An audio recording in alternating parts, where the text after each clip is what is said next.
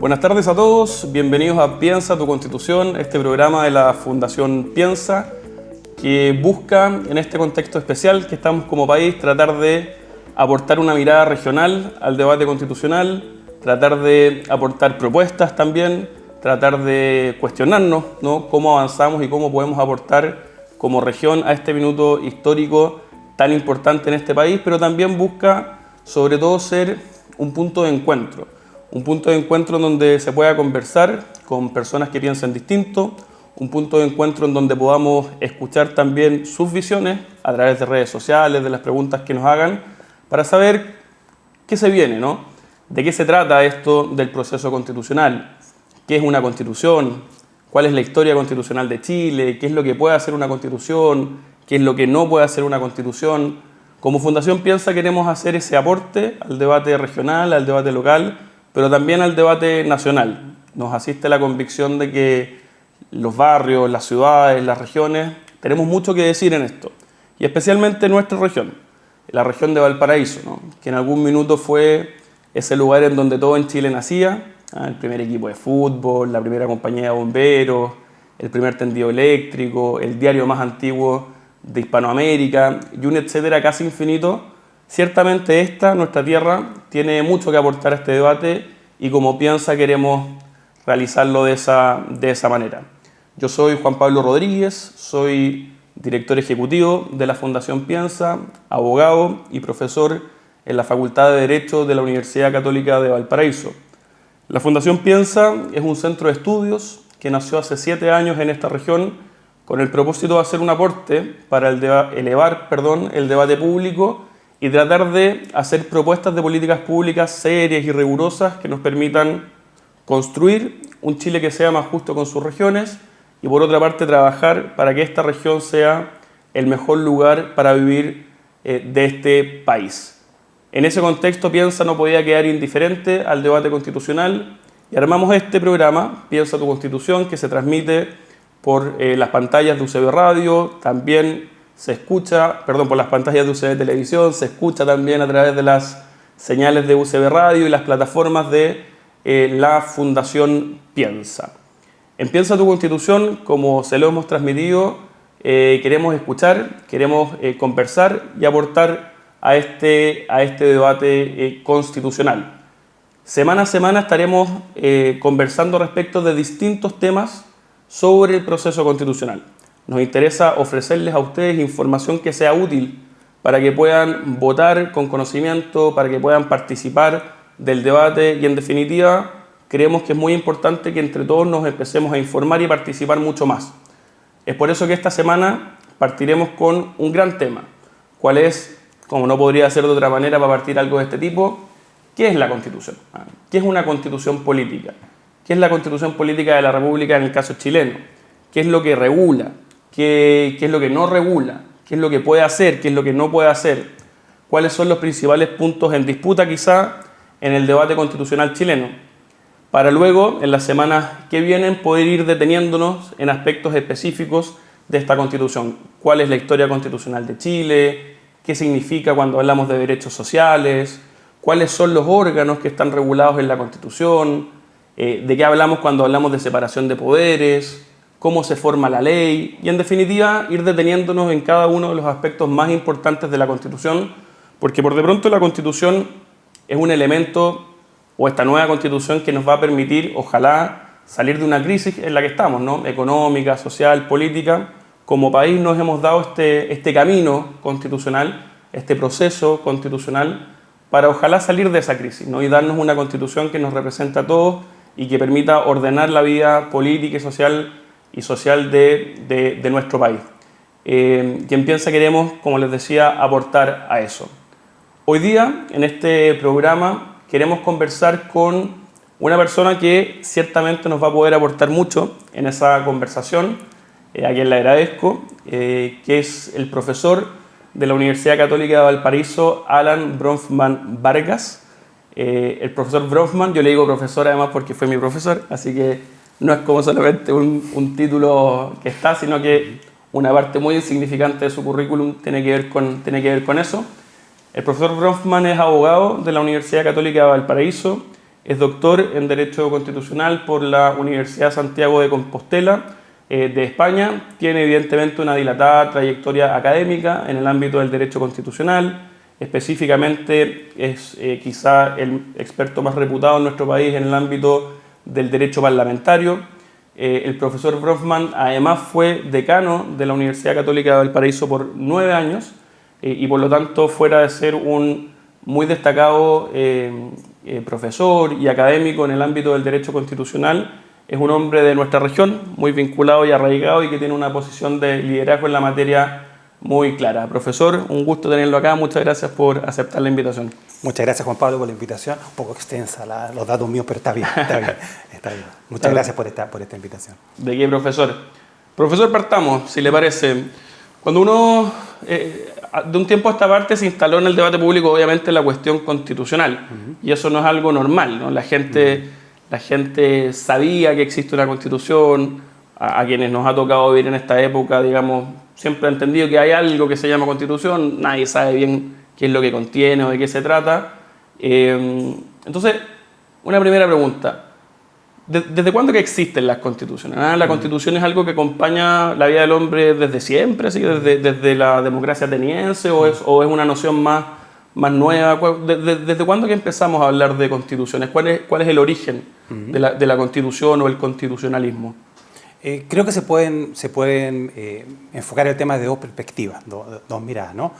Una, la idea del gobierno de las leyes, es una idea antigua, una idea que los mismos griegos tenían, Aristóteles discute sobre ella, Platón discute sobre ella, y al final terminan en la conclusión de que, pese a todas sus deficiencias, que el gobierno de la comunidad política se apoye más en leyes que en decisiones de los seres humanos. Porque los seres humanos tienen pasiones, se equivocan, en cambio las leyes fijan unas reglas objetivas, ¿no? Y que permiten el progreso de la comunidad política. Esa idea es muy antigua. La Constitución como instrumento jurídico concreto y preciso tiene su origen más bien, yo diría, a partir de las grandes revoluciones, la Revolución Inglesa de 1688 y la Revolución Francesa y Norteamericana, que son del siglo posterior, ¿no? Creo que ese es el origen de un instrumento jurídico formal cuyo objetivo es limitar el poder político. O sea, es el punto, ¿no? Esas revoluciones liberales nacen del propósito de limitar el poder de la monarquía, el poder de la nobleza hereditaria, y claro, el instrumento normal para asentar este propósito es la Constitución. O sea, ahí de alguna manera, profesor, claro, se muestra una primera característica muy esencial de la Constitución, ¿no? La Constitución como un instrumento que limita el poder, ¿no? Y que en esta noción, digamos, post las grandes revoluciones, de alguna manera frente al antiguo régimen monárquico, viene un instrumento que dice, vamos a limitar el poder, vamos a distribuirlo, vamos a enfrentarnos, por así decirlo, a ese poder más concentrado. Y en ese rol, ¿no?, de limitación del poder, ¿cómo lo hace la Constitución? ¿Cómo regula ese poder? ¿Cómo lo limita? ¿De qué manera? Sí. Hay dos ideas ahí que son las fuertes. La primera idea, la primordial, es la separación de poderes. La separación de poderes es un desarrollo doctrinal, pero está basado en buena parte en la experiencia histórica inglesa, ¿no? Hay muchos autores que contribuyen a ella. Yo diría que los más señalados son John Locke por un lado y el Barón de Montesquieu por otro lado. La teoría del Barón de Montesquieu es la que sigue vigente hasta el día de hoy, ¿no? Él describe ya en el siglo XVIII, ya describe una organización política fundada en tres poderes, ¿no? Un poder ejecutivo, un poder legislativo y un poder judicial. Y más o menos, si leemos esa obra como digo, del siglo XVIII, lo que vemos son los poderes que tenemos ahora en nuestra Constitución, ¿no? Es el mismo esquema. A esa idea de separación de poderes, que es la principal y la más fuerte, que responde a la idea del control del poder político por otro poder político. Esa es la lógica de Montesquieu, ¿no? Y bueno, la lógica de la política inglesa, ¿no? Frente a un poder que es el poder del monarca, otro poder que es el poder del parlamento, ¿no?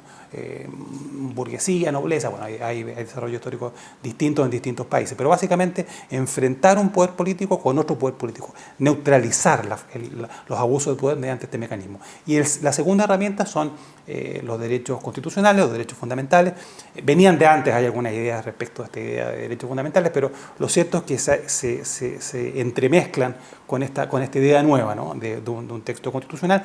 Ya los norteamericanos en el siglo, bueno, los ingleses también tenían en el siglo XVII, los norteamericanos en el siglo XVIII, las colonias norteamericanas tenían lo que ellos llaman Bill of Rights, que son cartas de derechos, un listado de derechos, y nuevamente, si tomamos esos Bill of Rights, esas cartas de derechos, las mismas que surgen en la Revolución Francesa, nos encontramos con un listado de derechos que es bastante parecido al que tenemos en nuestra Constitución en la actualidad, ¿no? Hay una relación tremendamente directa entre esos antecedentes y las constituciones, la nuestra y casi todas las constituciones del mundo. Y ahí, profesor, está súper, porque nos sirve para estructurar la conversa, ¿no? Por una parte está como todo este lado de, si uno le preguntara así, oigan, fácil, ¿de qué trata una constitución? ¿No? ¿Qué es lo que tiene que tener una constitución? Quizá uno podría decir, mira, dos cosas fundamentalmente, exacto, ¿no? Regulación, distribución del poder ejecutivo, legislativo, judicial, quién tiene el poder, quién toma la decisión, y por otra parte, este reconocimiento de ciertos derechos que nos pertenecen a las personas por el hecho de ser personas y que son un límite de la acción del Estado, ¿no? Derechos humanos, derechos fundamentales, en fin.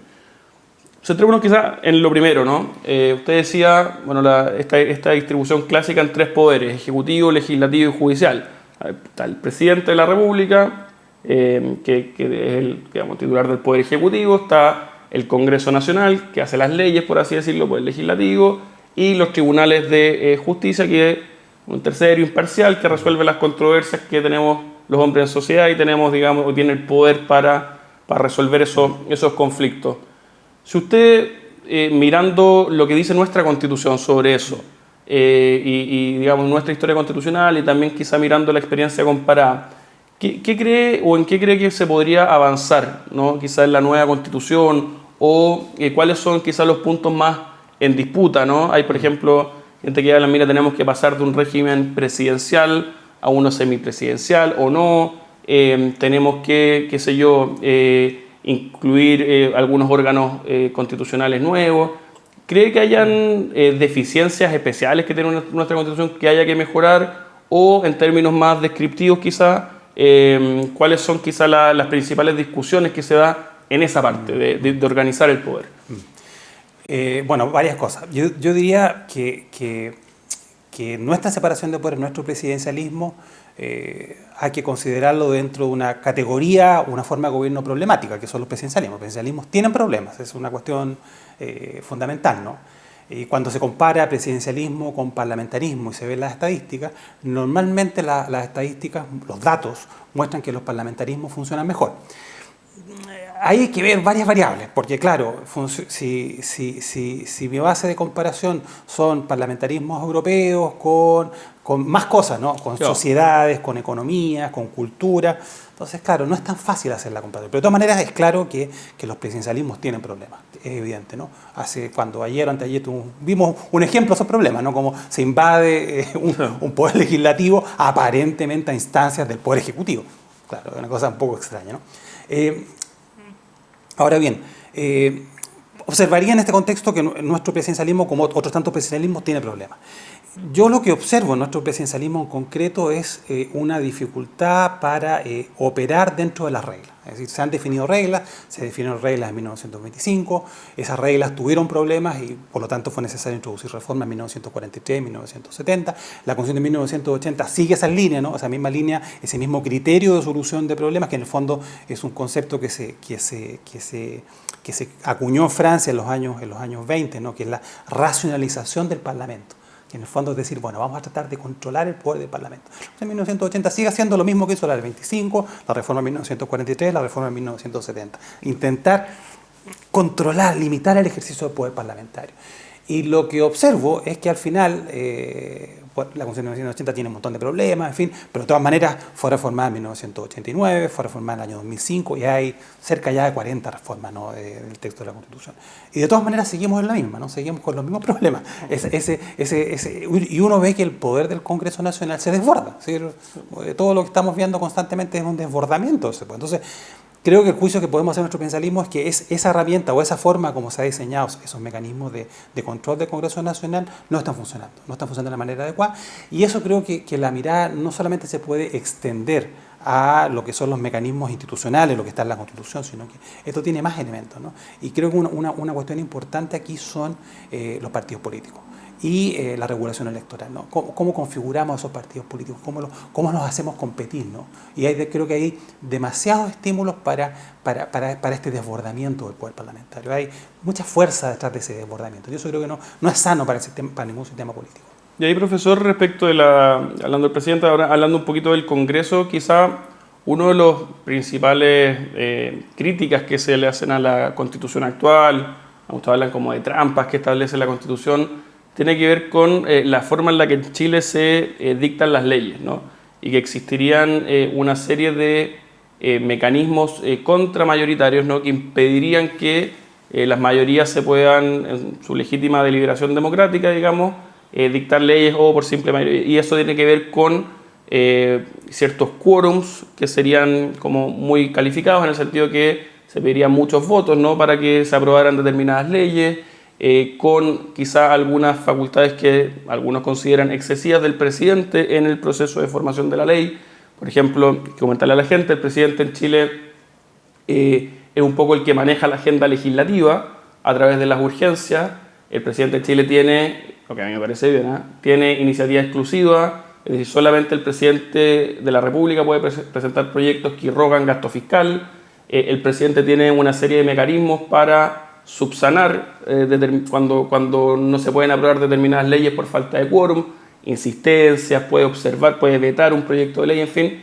Suele acusarse y vinculado con la discusión del presidencialismo, ¿no? Como que en Chile el presidente tendría como excesivas facultades, sería como un hiperpresidencialismo, y por otra parte habrían como trampas que impiden que la voluntad mayoritaria no se pueda expresar. Yo ahí opino, pero solo para decir algo, pero yo creo que esa crítica de hiperpresidencialismo es más teórica que real. Yo creo que en los hechos el Congreso, y cabe ver la discusión legislativa de los últimos meses, sí tiene mucho poder y sí le puede hacer la vida muy difícil al presidente. No sé, profesor, ¿cómo ve usted eso, el Congreso, el proceso de formación de la ley, Sí. las principales discusiones que hay ahí? Trampas e hiperpresidencialismo. Lo enfoco así. Trampas. Creo que efectivamente cuando uno revisa el diseño de la Constitución, las discusiones que existieron y luego sobre todo el montaje de leyes en el periodo que va entre 1980 y 1990, creo que claramente existió la intención de generar una posición política ventajosa a partir del ordenamiento jurídico para un sector político del país. Creo que eso no tiene duda, ¿no? Para esto se utilizaron mecanismos que existen en otras constituciones, y tampoco aquí es nada, no se inventó desde la nada algo, no se utilizaron mecanismos o algunos de nuestra propia tradición constitucional, como la iniciativa exclusiva o la urgencia, ¿no? Y se tomaron algunas cosas de la Constitución francesa, ¿no? Constitución francesa vigente hasta el día de hoy, ¿no? Se tomaron cuestiones de la Constitución alemana, en fin. Sí, efectivamente, se tomaron esa. Luego, ¿eso es trampa? Sí, puede entenderse así. Creo que de todas maneras hay que ver cómo funcionan esos mecanismos, ¿no? Y creo, ahí me voy al tema del hiperpresidencialismo. Me parece que esa mirada sobre el hiperpresidencialismo no se corresponde con la realidad, ¿no? Los presidentes desde 1990 a la fecha se han enfrentado con al menos con una Cámara con una mayoría adversa, permanentemente, y al final, aun cuando se requieran quórum, en fin, esto, lo otro, sí, pero la verdad es que esos presidentes en el fondo tienen que negociar en el Congreso para sacar adelante su agenda legislativa, ¿no? Por mucho que el presidente tenga urgencia, la urgencia no significa los 30 días que están en la Constitución, significa al menos un año en el mejor de los casos, ¿no? En cada Cámara, en fin. Sí. Es un trámite mucho más lento. La iniciativa exclusiva, hasta hace poco, se ha perdido un poco esta práctica. Los parlamentarios planteaban iniciativas en el área de la iniciativa exclusiva pidiendo el patrocinio del presidente. Claro. Entonces, claro, sí, efectivamente en el papel parece un presidente muy fuerte, pero el poder de veto, lo mismo, el poder de veto es un tremendo poder. Sí, revise los vetos a ver si terminas el mismo juicio, ¿no? Yo no estoy tan claro que sea tan poderoso. Profesor, ahí sobre eso, porque yo creo que uno de los puntos que más está como quizá mitología o no sé, esto de que existan estas leyes de quórum calificado, orgánicas constitucionales que exigen más del 50% más uno. Sí. ¿Eso es normal en otras democracias más paradigmáticas, en otros ordenamientos constitucionales que se exija para determinados tipos de materias más del 50% más uno, o es un caso atípico el chileno? Buen punto. Leyes con categorías especiales existen en varios países, ¿no? Leyes orgánicas, en fin. No es normal el quórum, me parece que en general no es normal el quórum, ¿no? Es una situación particular de Chile. De todas maneras, hay que revisar que si la Constitución, que tiene el quórum alto, ha sido reformada cerca de 40 veces si el quórum. Otra cuestión es que políticamente sea complejo o que no se quiera modificar, que es otra historia, ¿no? Luego, creo que en la práctica sí existen categorías de leyes diferenciadas en otros países, es decir, que se toman en serio, ¿no? El caso más claro aquí es la Constitución del Reino Unido, ¿no?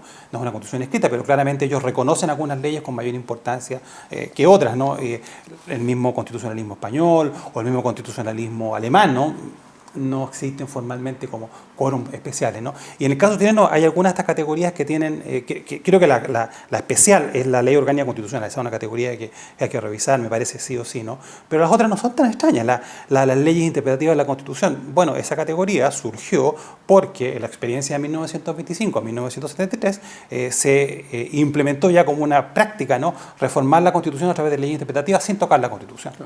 Entonces, claro, por eso que existe, esa es la razón por la cual existe, ¿no? Y las leyes de quórum calificado esas no tienen un quórum especial, quórum en ejercicio, claro. Tampoco altera las mayorías políticas normales, no introduce un cambio en ese sentido. Entonces, en realidad, efectivamente, yo esa crítica la focalizaría en la ley orgánica constitucional, que efectivamente tiene un quórum especial, sin perjuicio de pensar que hay algún tipo de ley, como la ley orgánica tribunal constitucional, la ley orgánica de votaciones populares y escrutinio, la ley orgánica constitucional de gobierno y administración regional, la ley orgánica constitucional de municipalidades, por poner un listado corto, ¿no? De leyes que sí creo que merecen un tratamiento político y jurídico especial. No sé si quórum, pero sí una consideración especial porque son piedras fundamentales de cualquier orden institucional, ¿no?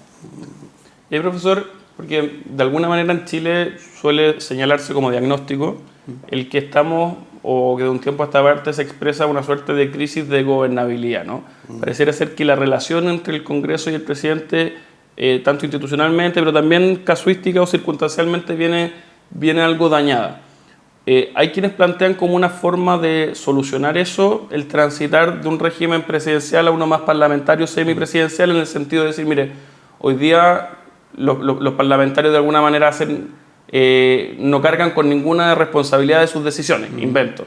Si es que presentan un proyecto y terminan sacando un proyecto que es de iniciativa exclusiva y que tiene gasto fiscal, bueno, al final el responsable del equilibrio fiscal es el presidente, por lo tanto no pone la responsabilidad allí donde quien tiene la decisión. Entonces, ahora, y es para introducir otro tema, porque y acá opino también, o sea, a mi juicio la cuestión de la crisis de gobernabilidad, en parte, más que con eso, con el régimen, que yo estoy de acuerdo, creo que además que Chile tiene una historia presidencialista, en esto tampoco hay que necesariamente siempre innovar en todo, por algo las cosas son como son. Creo que algo tiene que ver esta crisis de gobernabilidad con el cambio del sistema electoral en Chile. Nosotros hemos transitado con el sistema binominal, igual en un sistema proporcional, pero que funcionaba de una determinada manera, pero transitamos hacia un sistema proporcional propiamente tal. Y quizá para explicarle a la gente, están los sistemas de la manera en la que uno elige a los parlamentarios, pueden ser, y en esto no es ninguno ni más democrático ni menos democrático, son modelos que siguen democracias muy paradigmáticas de manera distinta. Los sistemas mayoritarios, que tienden a privilegiar quien saca más votos, el primero o el segundo, y tienden a formar dos grandes bloques, como el gran pro que tienen es la gobernabilidad, y el gran contra que tienen es que hay determinados segmentos de la población, los que sacan 3, 4, 5, 7%, que no llegan al Congreso, y por lo tanto esa parte de la población no está representada. Y por otra parte están pensemos en Estados Unidos, en Inglaterra, ¿no? Y por otra parte están los sistemas proporcionales, en los cuales lo que busca el legislador, lo que busca la ley es decir, mire, ojalá todos los grupos estén representados. El beneficio de esos sistemas es la representatividad, están todos los grupos, pero el gran contra que tienen es que hay tantos grupitos, para decirlo en sencillo, obviamente una discusión más compleja, que se hace más difícil ponerlos de acuerdo, se hace más difícil gobernar. Nosotros en Chile transitamos, ¿no?, con el cambio del sistema binominal a un sistema proporcional. Yo ahí veo elementos que han, y vinculado con otros temas, ¿no?, pero que han mellado, digamos, la posibilidad de gobernar en Chile. ¿Ve usted ahí un problema? ¿Cree que tiene algo que decir la discusión constitucional sobre esto? Sí, creo que es un tema central. Creo que es un tema, efectivamente, me parece que es una cuestión que hay un cambio reciente en la legislación electoral y ese cambio pretende enfrentar unos determinados problemas y creo que al final no avanzamos en la solución de esos problemas de representatividad.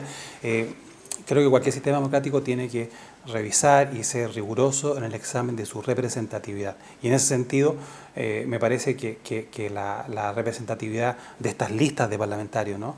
En las cuales son los partidos los que eligen los integrantes de estas listas. Y claro, hay toda una fórmula matemática que es el sistema Duont, que es el que tenemos acá, que es el mismo que teníamos antes de 1963. Al final, creo que la distancia que se genera entre los representados y los representantes en relación con los diputados y senadores, creo que se incrementa. Creo que se incrementa. Además, desde el punto de vista de la mirada regional, ¿no? Creo que eso favorece la concentración de poder, ¿no? La concentración de poder.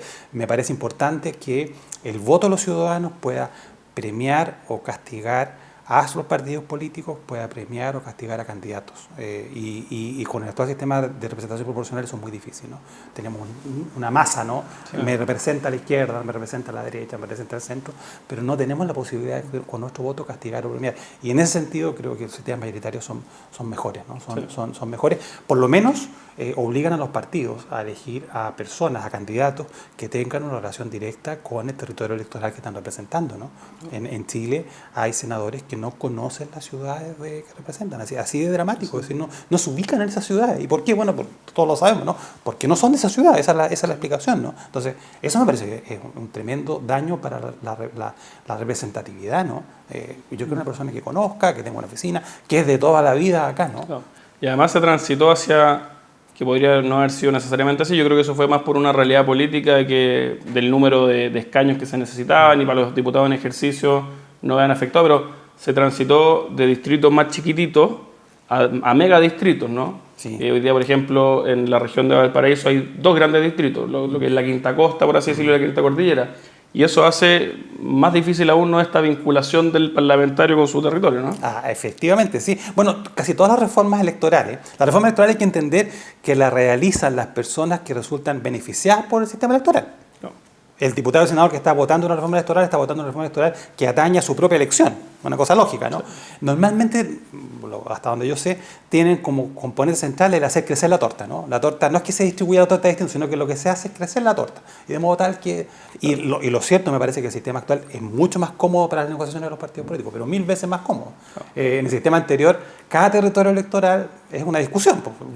Si vamos a ir en lista, candidato fuerte, 2 candidatos fuertes, un candidato débil, claro, y eso al final creo que el actual sistema favorece mucho a los partidos y creo que baja la competitividad. Un sistema mayoritario es tremendamente arriesgado, ¿no? Es tremendamente arriesgado. El candidato que tú pones ahí te la estás jugando. No puedes poner un candidato débil, ¿no? Y lo vimos ahora en la elección presidencial norteamericana, ¿no? Que otro sistema, pero en fin, es la misma idea, ¿no? Ojo, que un par de votos de diferencia te pueden llevar, puede ser la diferencia entre tener una representación y no tenerla, ¿no? Entonces, claro, la competitividad es muy alta y creo que eso al final es arriesgado, es incómodo para los partidos, los complica porque tienen que elegir candidatos de los territorios, y si lleva un candidato que no es del territorio, bueno, ellos verán, correrán el riesgo, ¿no? Es una cuestión bien delicada. Y sobre todo eso se nota además después de la reelección. Si la persona ha servido el territorio, bueno, va a tener probablemente votos. Si no lo ha servido, probablemente no lo tenga. Tal cual. No, súper interesante, profesor. Le propongo pasar ahora como al segundo gran tema. Estábamos conversando ahí sobre esta primera parte que tienen las constituciones, ¿no? Todo lo que es organización del poder, distribución del poder, presidente, tribunales, congresos, cómo se distribuye el poder. Ahí hablamos un poquito de la distribución horizontal. No vamos a entrar en la conversa hoy día, probablemente lo vamos a tener en otra semana.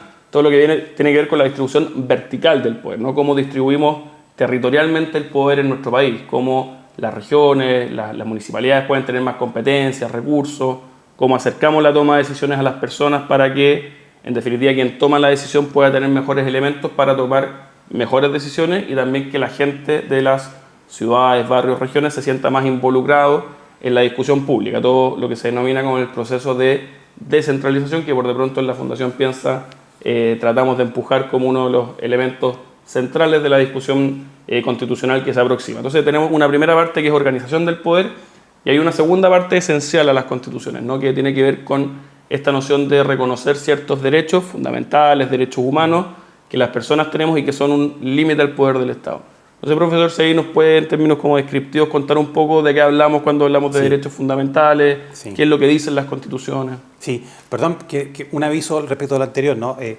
la representatividad se ve fortalecida por esa distribución vertical del poder, claramente. Es una respuesta que los norteamericanos inventaron hace 200 años con el federalismo y que para mí está clarísimo, ¿no? Que claro, ¿quieres que las discusiones políticas conciernan a tu territorio? Bueno, federalismo, esa es la respuesta, ¿no? ¿Cuánto tiempo en Chile se estuvo discutiendo y veíamos las noticias de Transantiago, ¿no? Transantiago.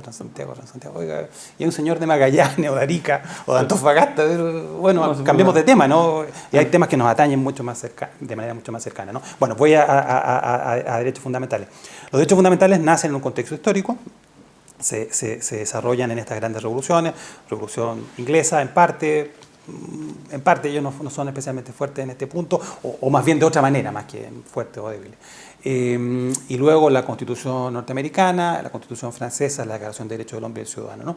Esos primeros derechos tenían que ver con el contexto político en el que surgen, ¿no? Son derechos que pretenden asegurar unos ciertos grados de libertad para un grupo determinado de la sociedad, que era un grupo fundamentalmente de propietarios, usando la palabra en sentido amplio, ¿no? Burguesía, o como quiera llamarse, clase comerciante, en fin, unas personas que tenían un cierto grado de ilustración y tenían ciertos medios para vivir, ¿no?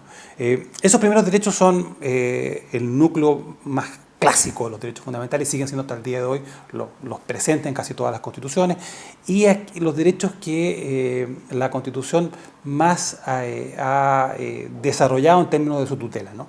Es decir, lo que hoy día vemos que el recurso de protección que tenemos en Chile funciona así, claro, y funciona bien, especialmente respecto a estos derechos, ¿no?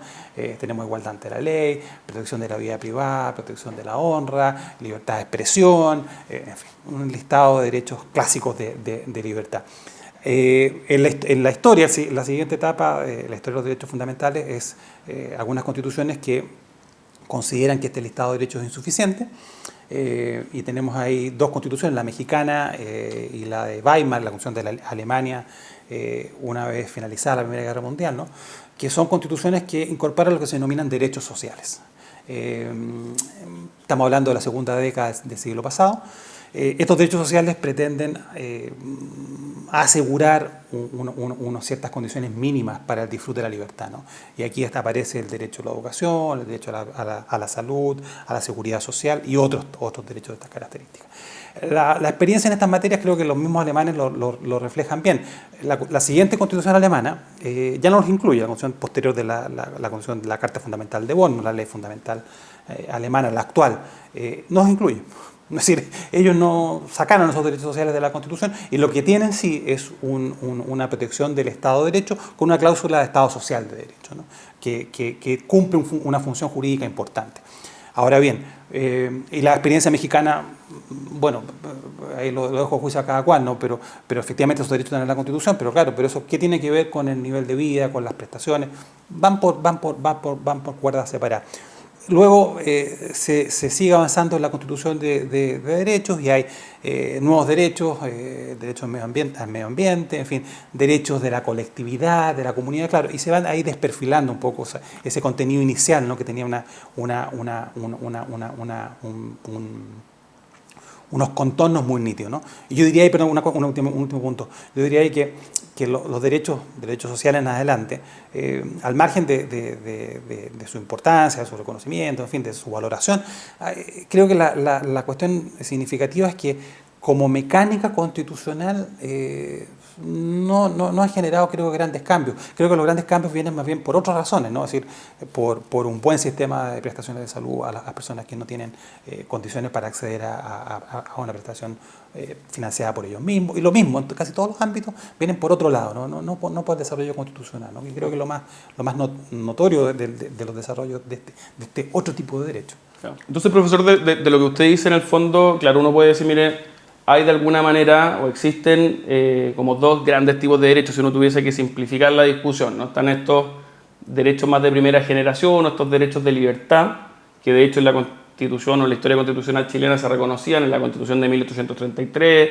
en la de 1828, en las primeras constituciones que tuvimos, en donde quizá la diferencia estructural con los otros derechos es que lo que significan para el Estado es un deber de abstención. O sea, el Estado, mira, me respeta mi libertad de desplazamiento, mi derecho a propiedad, la igualdad ante la ley, el que yo me pueda juntar con quien yo quiera, y por lo tanto el Estado dice, yo te lo respeto, son los denominados derechos civiles y político, ¿no? Nadie discute que en la actual discusión, así como en todas las constituciones o en nuestra historia constitucional, esos derechos vayan a estar consagrados, ¿no? Pareciera ser que el debate más contingente tiene que ver con este segundo tipo de derechos, ¿no? Con los denominados derechos sociales y económicos, en donde la diferencia estructural con los primeros tiene que ver con que ya no es tanto un deber de abstención por parte del Estado el que se le exige, sino que es un deber más activo, ¿no? De, mire, asegurar ciertas condiciones materiales mínimas que nosotros consideramos que todos debiésemos tener para poder cada uno llevar adelante su propio proyecto de vida. Un cierto mínimo en materia de salud, de vivienda, de pensiones o seguridad social, etcétera, ¿no? Entonces, quizá la discusión actual se centra en esto. ¿Tiene sentido que la Constitución los consagre? ¿Tiene sentido que no los consagre? ¿Con qué nivel de detalle?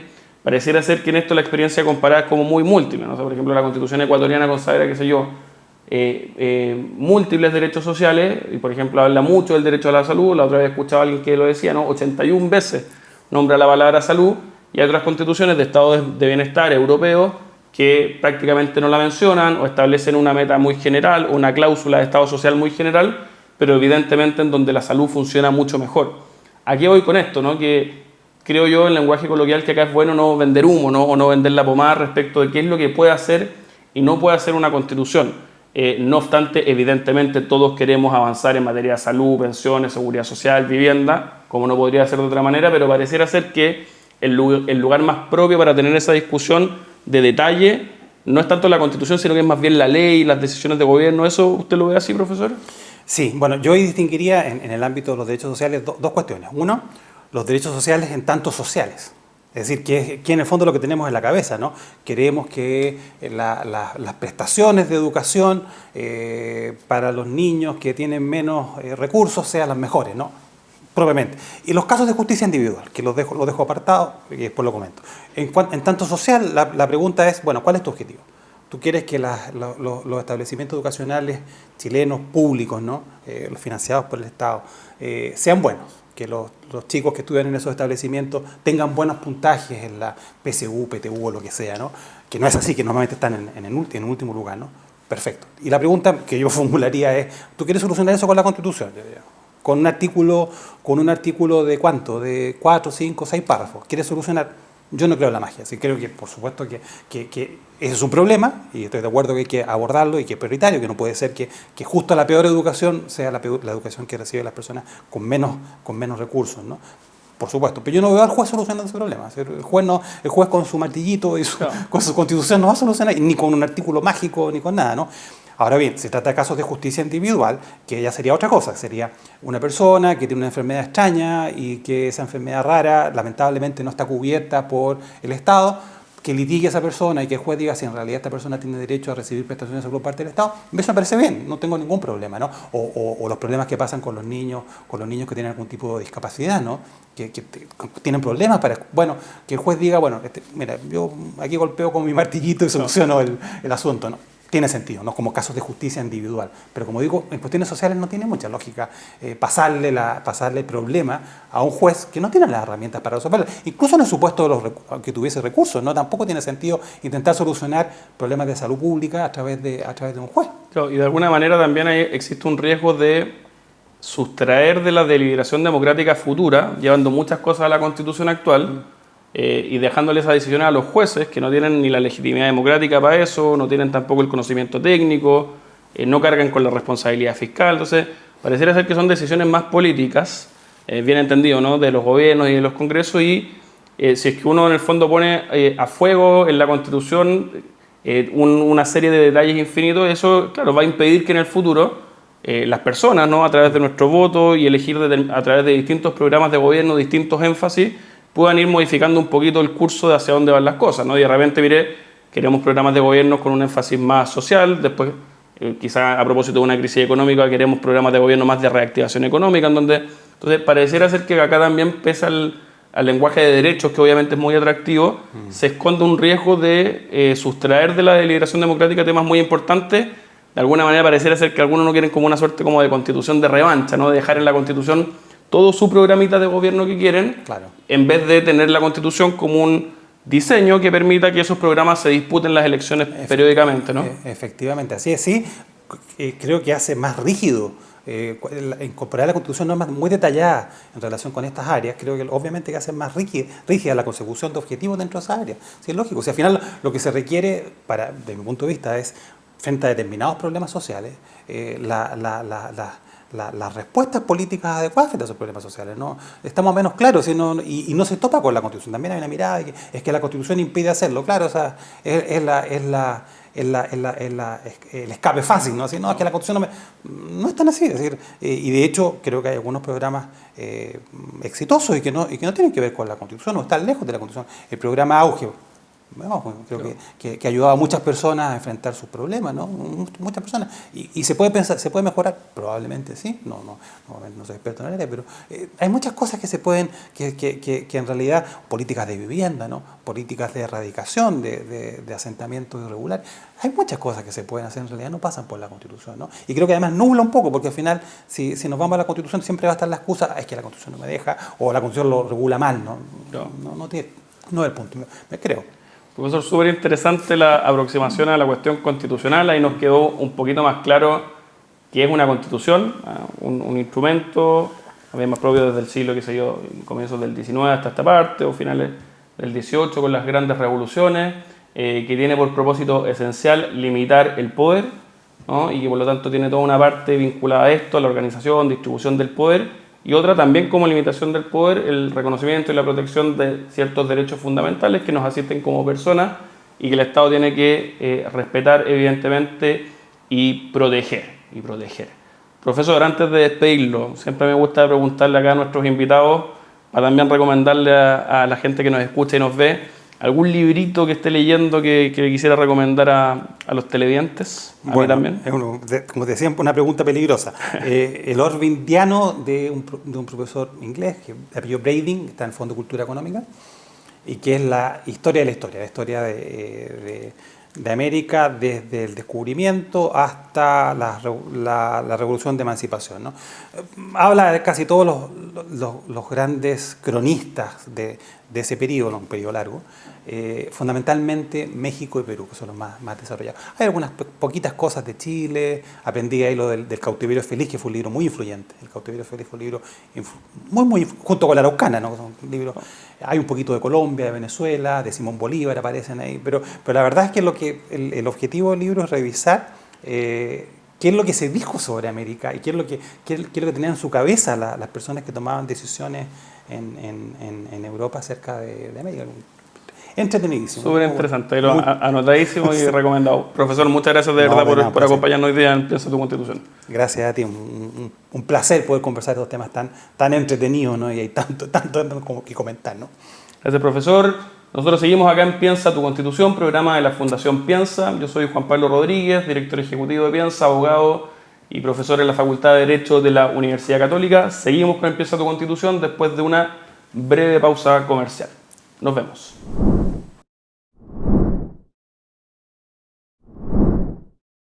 Hola a todos, bienvenidos de vuelta a Piensa tu Constitución, este programa de la Fundación Piensa, a través del cual queremos ser un aporte y una mirada regional al debate constitucional, pero también queremos ser un punto de encuentro para escuchar diversas miradas y también escucharte a ti, tus preguntas, visiones y comentarios que tengas respecto de este proceso que estamos partiendo como país y que el 11 de abril elegiremos a 155 chilenas y chilenos para redactar una nueva constitución. Yo soy Juan Pablo Rodríguez, director ejecutivo de la Fundación Piensa, abogado y profesor de la Facultad de Derecho de la Universidad Católica de Valparaíso.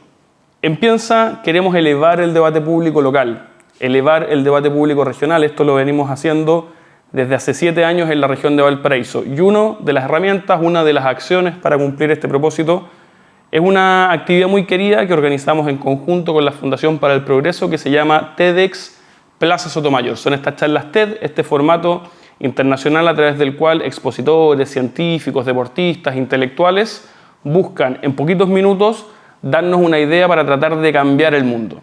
Este año nuestras TEDx Plaza Sotomayor 2020 tuvieron por hilo conductor el coronavirus. ¿De qué manera se va a modificar nuestro comportamiento y la humanidad luego de esta pandemia? ¿Cómo nos afectará en el ámbito de la cultura, de la ética, de la adaptabilidad de nosotros como personas? ¿Qué tanto van a cambiar las cosas?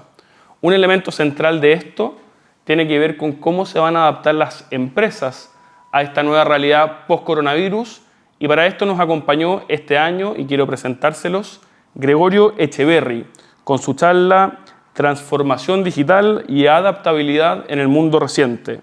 Gregorio Echeverri es profesor en la Cátedra de Liderazgo Estratégico y Transformación de Organizaciones en la Universidad Adolfo Ibáñez y cuenta con amplia experiencia en gestión de cambios de ONGs e instituciones educacionales. Gregorio Echeverri es máster en la Universidad de Warwick, en Reino Unido, el año 2013, y a través de esta charla y este TEDx Plaza Sotomayor, Gregorio Echeverri nos contará cómo cree él que las empresas se van a adaptar a esta realidad post-pandemia. Los dejo con Gregorio.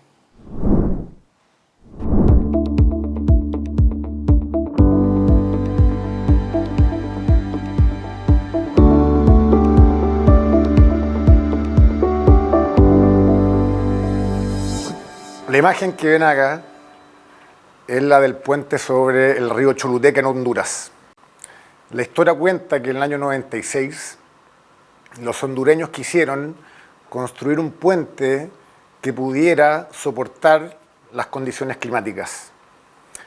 Estuvieron 2 años en esto, hasta que en el 98 lograron levantar este puente, símbolo de orgullo para todo un país.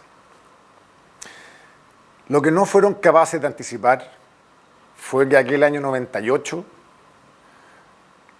vendría el huracán Mitch, dejando más de 7.000 muertos, destrozando todas las ciudades y botando todos los puentes, salvo uno, el puente sobre el río Choluteca. Si uno ve la imagen, puede preguntarse para qué sirve hoy día el puente sobre el río Choluteca. No pudieron anticiparse de que este huracán iba a trasladar el cauce del río. Y este puente hoy día sigue siendo un orgullo, pero también nos hace preguntarnos cuántos puentes de este tipo estamos construyendo hoy día en nuestras organizaciones, que no están preparadas para un escenario cada día más cambiante. Los cambios generan mucho desequilibrio. Durante el último año en Chile hemos estado expuestos a una gran crisis que ha removido la forma en cómo estábamos acostumbrados a funcionar, que ha removido los cimientos más profundos de nuestra sociedad. Y por lo tanto, tenemos un problema. Y estos problemas generan desequilibrio, tensión y el desafío para los liderazgos.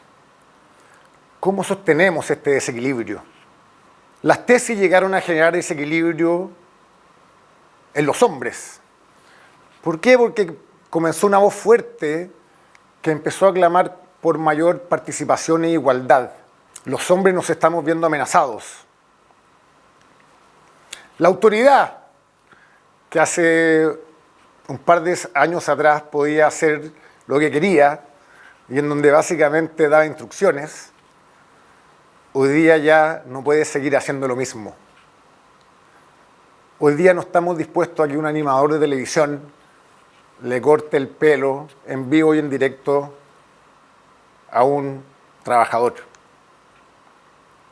Las élites se encuentran ultramente desafiadas en un permanente desequilibrio, donde algunos quieren mayor igualdad y otros piden menos populismo.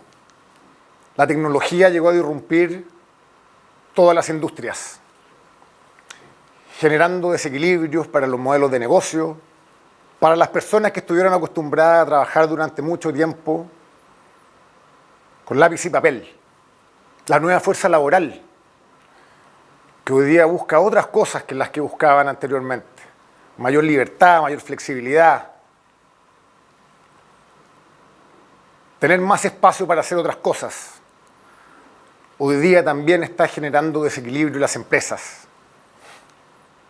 Pedro, que toda su vida estuvo acostumbrado a trabajar desde las 9 de la mañana hasta las 6 de la tarde en su oficina,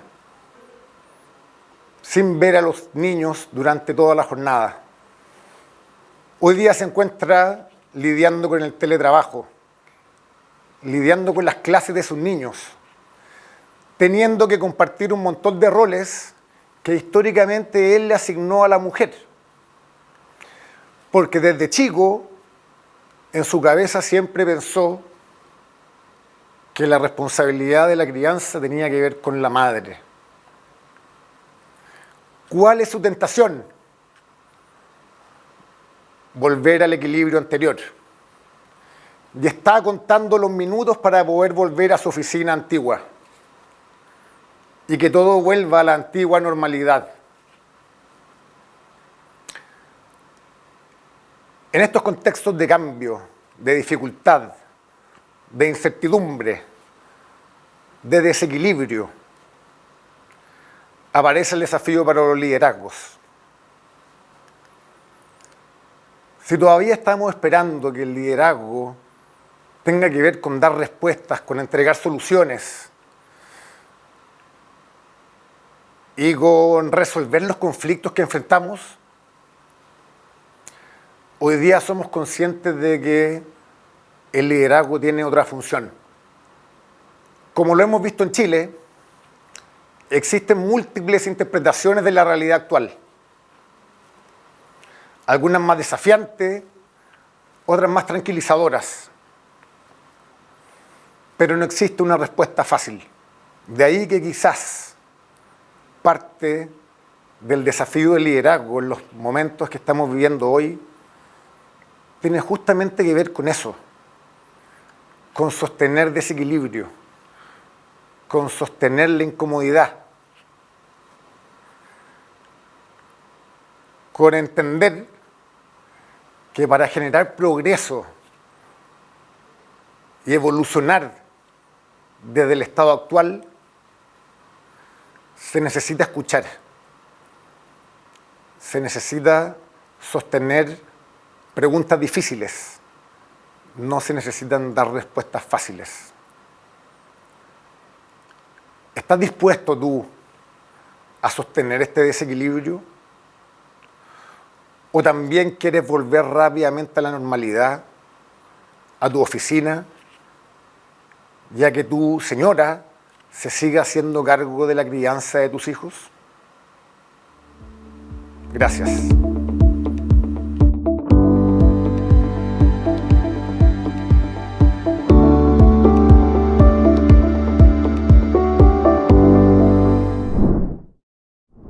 Muy interesante la aproximación del profesor Echeverry de cómo se van a adaptar las empresas a esta nueva realidad post-pandemia. Estamos acá en Piensa tu Constitución, yo soy Juan Pablo Rodríguez, director ejecutivo de la Fundación, y estamos terminando ya el programa del día de hoy.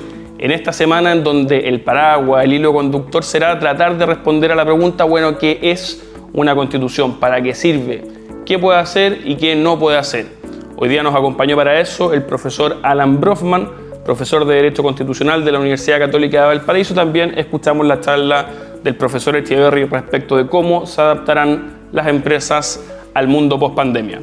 Los invitamos a seguir conociendo el trabajo de la Fundación Piensa, a involucrarse con el proyecto Piensa tu Constitución y estos programas que se transmiten a través de UCB Radio y UCB Televisión, a través de las plataformas de la Fundación Piensa y que tienen por propósito que como región nos pongamos pantalones largos, entremos a la cancha del debate constitucional, demos nuestra mirada y evitemos que este sea monopolizado por la élite santiaguina. A través de Piensa tu Constitución, la Fundación Piensa se quiere ofrecer como un punto de encuentro regional, en donde incluso personas que tienen visiones de justicia distintas puedan conversar, discutir y, ¿por qué no?, llegar a acuerdos para poder darnos en este año 2021 tan relevante que partimos como país, una constitución que nos representa a todos y que permita superar el problema de legitimidad y el problema y la crisis social, económica y política que vive nuestro país.